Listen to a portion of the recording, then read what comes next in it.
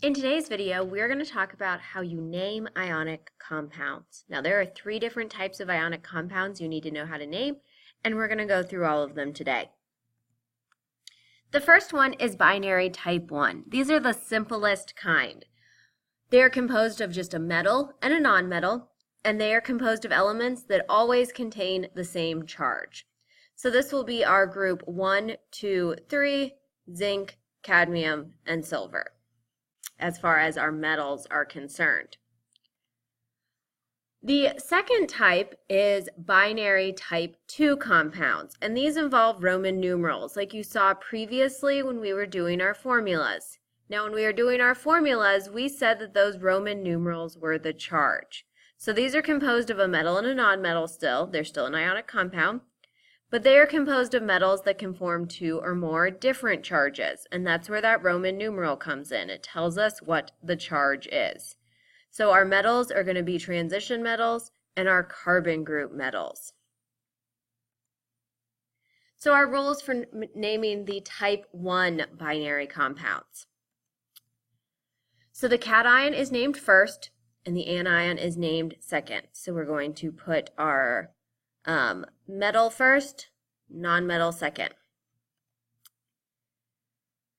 The simple cation takes just its name of the element, so calcium is calcium. And the simple anion takes the name from the element, you drop the ending, and you add "ide." So for example, if it was sulfur, you would say sulfide. If it was oxygen, you would say oxide.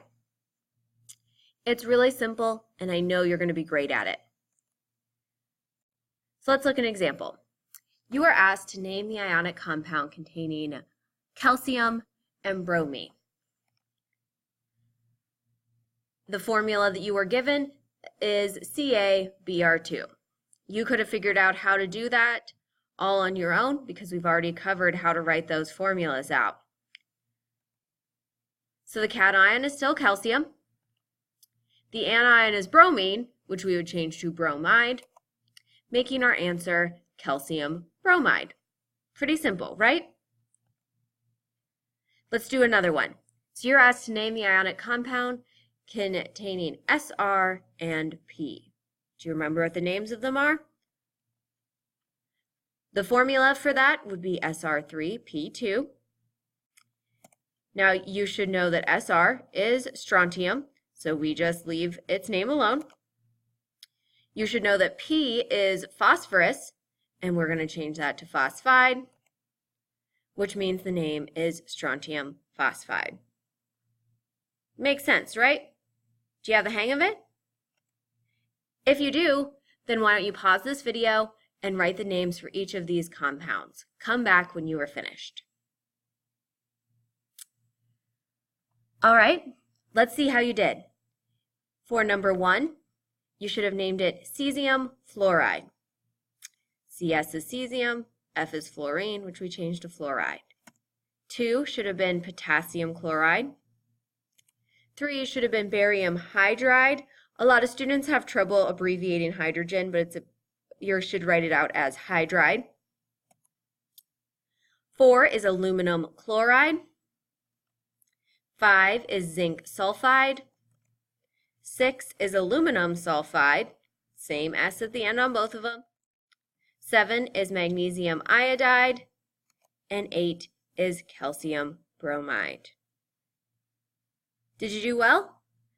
If you did, keep watching this video. If you weren't getting correct answers, rewind the video and watch it again because it's only getting more difficult from here. So you want to have mastered this before you move forward. All right. So what about those type 2 compounds that I already mentioned, the ones with the Roman numerals? So some cations form multiple charges. For example, lead can be lead 2+ or 4+, and chromium is 2+ and 3+, and iron is 2+ and 3+, and gold can be +1 or 3+. How do you know what charge it is? So chemists decided to use Roman numerals to specify that charge. For example, FeCl2 is iron 2 chloride. Keep in mind, we crisscrossed And that 2 from the iron ended up on the chlorine, so that's how we know it was iron 2. Meanwhile, FeCl3 is iron 3 chloride, because once again, when we crisscrossed, that 3 came from our iron. So the only difference between what we just learned how to name and what we're doing now is you have to put a Roman numeral in the center. And once again, that is only for our transition elements and our carbon group elements. That is it. None of the other ones. You may see in some books an old way of naming these compounds, and that was to use the endings us for the lower charge and ic for the higher charge. For example, FeCl2 you might see written as ferrous chloride, and FeCl3 you'd see written as ferric chloride, but we do not use that. That is an old way.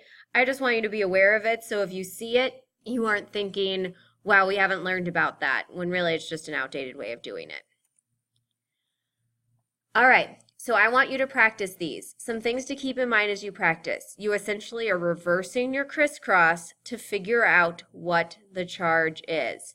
So take the formula and figure out what the original charges on each one were.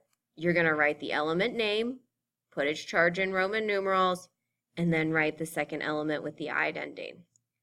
If you don't feel comfortable doing that, rewind this video and watch the part again. And then when you come back here and are ready, pause the video and try these on your own. All right, let's see how you did. I know this is a little difficult, so make sure you're checking your answers. COCl3 should be cobalt 3 chloride. MnO2 should be manganese 4 oxide. Now you may have missed this one. You're sitting there saying, Miss Hinkson, I got manganese 2 oxide because there's that 2 on the oxygen and you said to reverse the crisscross. And I did. But look at your periodic table. What charge does oxygen have? That's right. It has a 2 negative charge. But there's not a 2 on our manganese, which would have happened in the crisscross, which means it got simplified. And if this is still a 2, and that got simplified away, it means it must have been a 4. That's a pretty tricky one. If you got it right, I'm really proud of you. If you got it wrong, it's okay. Just learn from your mistakes. CuI is copper 1 iodide. Fe2O3 is iron 3 oxide. Once again, that 3 coming from what we see on the oxygen. SnBr4 is tin 4 bromide. Another tricky one for you. Did you get it right this time? HgO is mercury 2 oxide. Once again, oxygen has a 2 charge, but we don't see any subscripts here, which means they got simplified. And if the 2 is gone, that means the other one had to have a 2 charge as well. CuCl is copper 1 chloride. PbS is lead 2 sulfide, same deal as with our oxygen. It has a 2 charge, and since it got simplified away, we know the lead had a 2 charge. And our last one is mercury 2 chloride. Now, personally, I think these are the hardest naming ones we do in this unit. So if you got them right, I am super proud of you. That's awesome.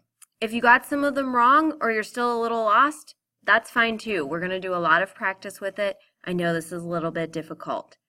But you may want to rewind the video, watch this part again to try and clarify things for yourself.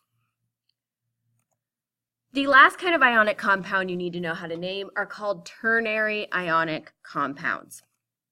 A ternary ionic compound are formed when there is more than 2 elements, which really means that we have a polyatomic ion present. Ternary can be type 1 or type 2 depending on the cation, meaning you may need to use a Roman numeral, you may not. It all depends on what that metal is in front. Is it one of our ones that has a constant charge? Then no Roman numeral in these. Is it one of the ones that has a variable charge? Then you will need to use a Roman numeral. You're going to have to figure that out for yourself. So our rules for naming ternary ionic compounds. The cation is named first, the anion is named second. Same deal as always. The simple cation takes its name from the element. Calcium would be calcium. If it's a polyatomic ion like ammonium, it would stay ammonium. We don't change its name at all. If the cation is type 2, then we must indicate the charge of the cation using our Roman numerals. For example, if we know it's Fe3+, we have to make it iron 3. If it's lead 2+, we have to make it lead 2. If the anion is a polyatomic ion, you're just going to use its name as it is. So if the second part is a polyatomic, you just use its name. Sulfate is still sulfate, hydroxide is still hydroxide. If the anion is not a polyatomic ion, then we're going to follow what you've done up until this point, where you're going to put the "ide" ending on there. Let's do some examples together. So name the ionic compound for sodium and sulfate, which is written Na2SO4. So our cation is sodium, still just sodium. Our anion is sulfate, so since that's a polyatomic ion, we keep its name just as it is. So bam, sodium sulfate. Nice and simple. What if you were asked to name one containing aluminum and acetate? Formula for that, Al, parentheses, C2H3O2, and parentheses 3.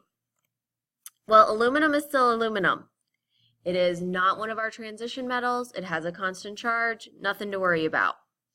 Acetate is still acetate. Regular polyatomic ion, we don't change its name at all, meaning the name of it is aluminum acetate. What about an ionic compound containing manganese +4 and chlorate? Formula for that, and then parentheses ClO3, close parentheses 4. So we have to make manganese, and in parentheses the Roman numeral 4. And then chlorate is going to be chlorate, making its name manganese 4 chlorate. Here's a table of the common polyatomic ions. What's going to happen on the next slide is you're going to get a slide of practice problems. What I recommend you do is just pause this video right now, since you already have the practice problems written out on your sheet, so you can have the polyatomic ions up for you to use, just like I'll give them to you on tests, for example. And that way you can practice your naming. You already have the questions on your guided notes, and then you'll have the polyatomic ions available without you having to rewind this video. So move on to the next slide when you are ready to see the answers.